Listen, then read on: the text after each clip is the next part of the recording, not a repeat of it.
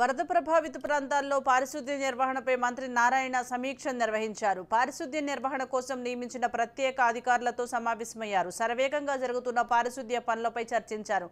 రోడ్లపై చెత్త, వరద నీటిని తొలగించేలా చర్యలు తీసుకోవాలని ఆదేశించారు. ఎక్కడెక్కడ పనులు ఎలా జరుగుతున్నాయో అడిగి తెలుసుకున్నారు. పారిశుద్ధ్య నిర్వహణ కోసం అవసరమైన వాహనాల వివరాలపై ఆరా తీశారు.